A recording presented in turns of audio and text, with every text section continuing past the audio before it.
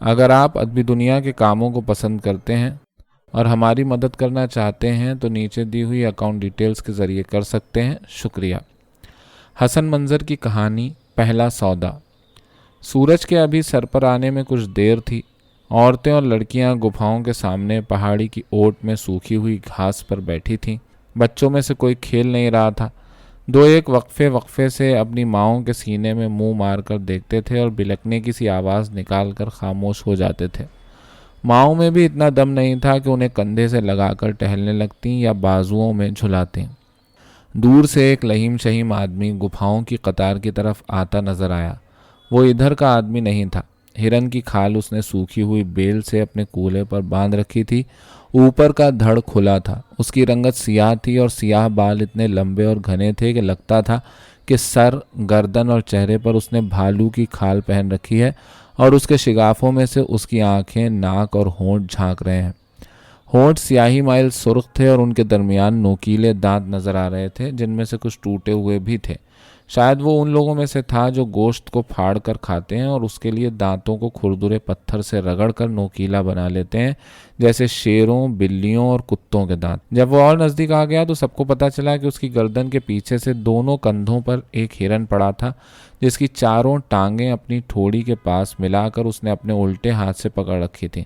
اس کے سیدھے ہاتھ میں ایک لمبا پتھر کا تیز دھار والا ہتھیار تھا اور کمر پر بندھی ہوئی سوکھی بیل میں بھی اس نے ایک پتھر کا ہتھیار اڑس رکھا تھا جو بڑے ہتھیار کے آدھے کا بھی آدھا ہوگا۔ اس کی ٹھوڑی کے نیچے جھاڑی کی طرح الجھے ہوئے بالوں پر بھی خون لگا تھا اور ہرن کے پٹھے پر بھی جمع ہوا سیاہ خون تھا۔ دونوں ہتھیار بھی بے دھلے تھے۔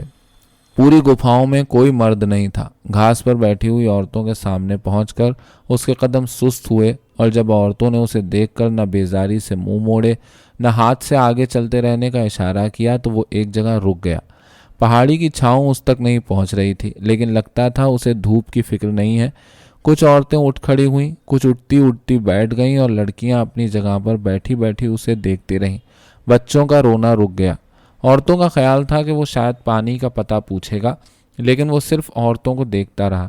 کچھ عورتیں بھی اسے دیکھتی رہیں۔ لڑکیوں میں سے کچھ بے دھیانی سے بے جان گھاس کو کھینچ کر توڑنے لگیں۔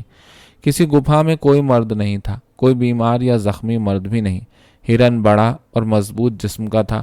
اس کے سینگ لمبے، نوکیلے اور سیاہ تھے۔ پیٹ بھرا تھا، جیسے تھوڑی ہی دیر پہلے چرنے سے فارغ ہوا تھا۔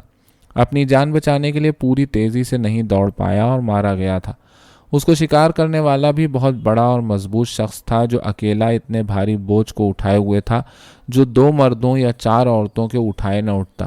بوجھ جتنا بھی تھا اور دھوپ جیسی بھی تھی، اس کا ارادہ ہرن کو خود سے جدا کرنے کا دکھائی نہیں دیتا تھا تا وقتے کے گوشت سڑنے ہی نہ لگے اور اس کے پیچھے پیچھے سیاروں اور کتوں کی قطار چلنے لگے۔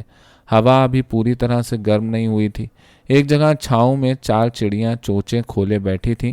اس کی پشت پر سامنے کے درخت کی شاخیں ہل رہی تھیں۔ جب اسے وہاں کھڑے ہوئے کافی دیر ہو گئی تو ایک عورت نے جو اس کے یہاں آنے پر اس کی نیت بھانپنے کے لیے اٹھ کھڑی ہوئی تھی اور پھر کچھ پتہ نہ پڑنے پر بیٹھ گئی تھی، اپنی جگہ سے بیٹھے بیٹھے چلا کر کہا، ہمارے یہاں کوئی مرد نہیں ہے۔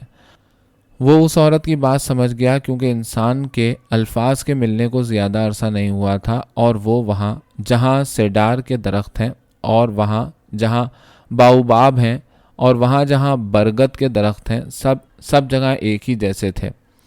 ان گپھاؤں والوں کے ساتھ ہی اس کے لوگوں کو بھی لفظ ملے تھے اور وہ سب چیزوں اور مخلوق کے نام جانتا تھا اور سب کاموں کے بھی، لیکن کاموں کے نام اس نے اور یہاں والوں اور سب جگہ والوں نے اپنے اپنے طور پر ڈھونڈ نکالے تھے۔ اس نے اپنے لمبے ہتھیار کو گردن ٹیڑھی کر کے کندھے اور سر کے بیچ میں تھاما، ٹھوڑی کے بالوں میں 5 انگلیاں ڈال کر بالوں کو نیچے سونتا جیسے منہ کھولتا ہو اور کہا، مجھے معلوم ہے۔ تمہیں معلوم ہے؟ اسی عورت نے کہا، ہاں۔ کیا؟ اتنی دور چل کر جاؤ کہ 2 بار سورج نکلے اور ڈوبے اور تیسری بار سر پر آ جائے تو تم ان کو دیکھ سکتی ہو۔ سب کے چہروں پر اشتیاق ابھر آیا۔ صرف بہت بوڑھی عورتیں غیر متعلق بیٹھی رہیں۔ کیا دیکھ سکتی ہوں؟ اس عورت نے کہا، سب مرے پڑے ہیں۔ سب کے منہ سے سی کسی آواز نکلی۔ پھر اس نے کچھ سوچ کر کہا، ہو سکتا ہے اب نہ پڑے ہوں۔ 2 پورے دن اور ایک اتنا دن کہ سورج سر پر آ جائے چل کر ہی یہاں پہنچا ہوں۔ پھر اشارے کے لیے ہرن کے ایک جگہ جمع کیے کھروں کو ٹھوڑی سے چھوتے ہوئے اس نے کہا، बस इसे मारने के लिए आज सुबह एक जगह रुका था।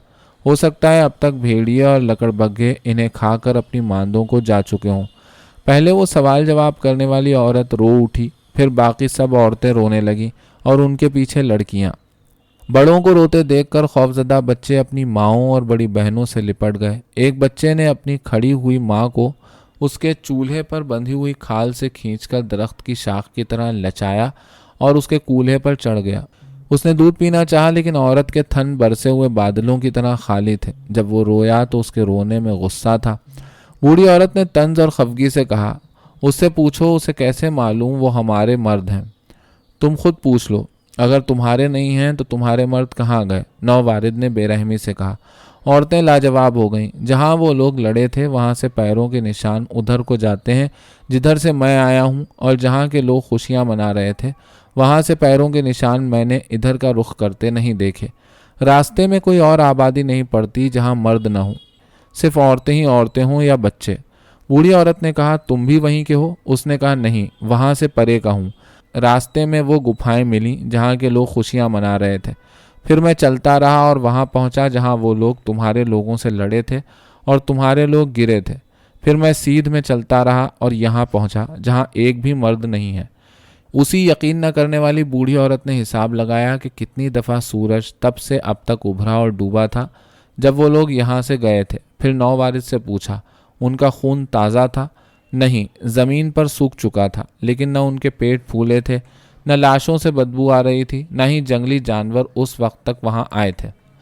बूढ़ी औरत ने एक बार फिर उस दिन को जब मर्द लड़ने के लिए गए थे और नौवारिद के यहाँ तक आने के पूरे और आधे दिनों को जोड़ते हुए कहा, वही थे।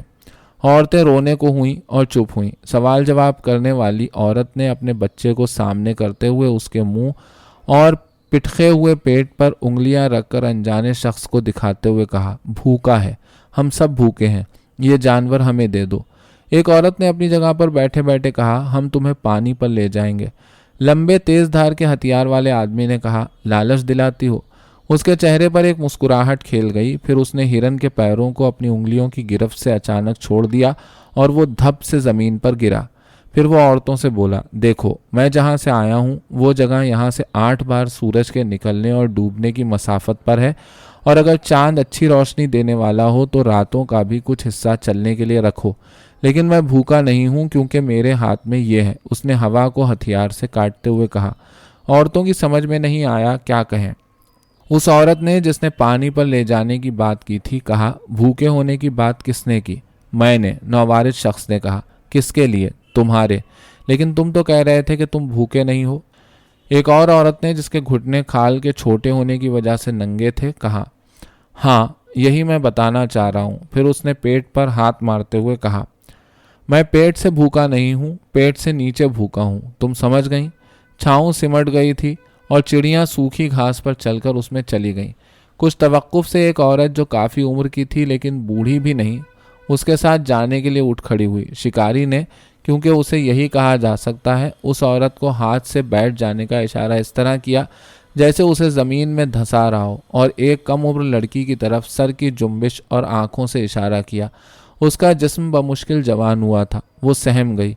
औरत ने अपनी जगह पर बैठते हुए लड़की को आंखों और सर की उमूदी हरकत से रजामंदी का इशारा किया। लड़की ने जो बच्चा उसके बाजू से लिपटा हुआ था उसे घास पर लिटाल दिया और उठ खड़ी हुई। शिकारी ने हथियार को ज़मीन पर रखकर हिरन को फिर से अपनी गर्दन की पुश्त पर लाद लिया। सब औरतों के मुंह से इस्तेजाब में ओ निकला। शिकारी ने अपना हथियार उठाया और सामने के दरख्त की तरफ चल पड़ा जो पहले उसकी पुश्त पर था। लड़की उसके पीछे चल पड़ी। यह इसलिए ज़रूरी था कि इंसान पर उसकी शर्म हवैदा हुए ज़्यादा अरसा नहीं गुजरा था, वरना कूल्हों से बंधी खालों से न औरतों के ऊपर की शर्म पूरी तरह छुपती थी, न ही मर्द के नीचे की। अगर वो ज़मीन पर बैठकर अपने घुटने मोड़े। गुफाओं में भी यही हाल था, जहाँ एक एक में कई कई मर्द, औरतें, बच्चे मिलकर रहते थे। मर्द और उसके पीछे चलती हुई लड़की पेड़ के नीचे पहुँचे। शिकारी ने एक बार अपना हथियार, वही लंबा तेज धार का पत्थर का हथियार, ज़मीन पर रखा और साथ ही हिरन के पैरों को भी छोड़ दिया। हिरन के गिरने की आवाज़ गुफाओं के बाहर भूरी पीली घास पर पहाड़ियों के साए में बैठी हुई औरतों और लड़कियों के कानों तक नहीं पहुंची। हवा में हल्की गर्मी आ गई थी। दरख्त की शाखें हिल रही थीं और साए के बाहर उगी हुई घास की पत्तियां भी। जहां वो दोनों सबको नजर आ रहे थे वो जगह चटियल थी। उस तरफ ताहद्दे निगाह न कोई जानवर चरता नजर आ रहा था और न हवा में पर मारता कोई परिंदा। बूढ़ी औरत ने तीनों तरफ उफुक को देखा, फिर सबको सुनाने वाली आवाज में कहा, उधर पीछे आधे या एक दिन के फासले पर हिरन भी हैं और बकरियां भी। किसी ने उसकी बात को नहीं झुटलाया, सब चुप रहे। फिर बुढ़िया खुद ही बोली, जब मर्द चले गए थे तो हमें खुद ही जाकर किसी जानवर को शिकार करना चाहिए था। इतनी जान है हम में, एक जवान औरत ने कहा, जो अब तक खामोश रही थी। अब नहीं है तो क्या हुआ, जब तो थी, जब मर्द एक सूरज के चढ़ने से दूसरे के चढ़ने तक नहीं लौटे थे। किसी ने न उसकी बात को रद्द किया और न उस पर एहसनत कहा, बल्कि जब भी जाना चाहिए था जब मर्द यहाँ थे। जब मर्द चलने के लिए उठ खड़ा हुआ और अपने छोटे बड़े हथियारों को संभालने लगा तो लड़की उठी और चौपाइयों की तरह अपने जिस्म पर से हिल हिल कर सूखे पत्तों और मिट्टी को झाड़ने लगी। जिस तरह वो गए थे उसी तरह वापस लौटे। लड़की अपनी जगह पर जाकर बैठ गई और जो बच्चा उसके दूर जाने से पहले उसके बाजू से चिमटा हुआ था फिर उसके कंधे को पकड़कर खड़ा हो गया। वो शिकारी को गुस्से से देख रहा था, क्योंकि जितनी देर लड़की वहां नहीं थी वो वहां घास पर पड़ा रहा था। शायद उसे अभी बगैर सहारे के खड़ा होना नहीं आया था। किसी ने लड़की की तरफ नहीं देखा, सबकी नजरें शिकारी पर थीं। उन लोगों के और नजदीक आकर शिकारी ने दोनों हाथों से उठाकर हिरन को उनकी तरफ फेंका और बोला, मुझे मालूम है पानी कहाँ मिलेगा। फिर बगैर हमदर्दी के दो बोल बोले या उनकी हालत पर तज़हीक का तासुर दिखाए अपने हथियारों को जिस्म पर सजाए और अपनी हिरन की खाल की पोशाक पहने वो अपनी राह पर आगे चल पड़ा।